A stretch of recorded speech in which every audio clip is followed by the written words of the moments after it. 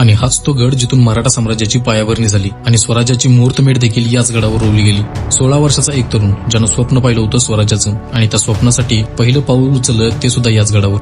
गरुडाचं घरटं म्हणून ओळखला जाणारा किल्ले तोरणा स्वराज्याचं पहिलं तोरण. हित पाय ठेवण्याआधी चार दोस्त कर बर.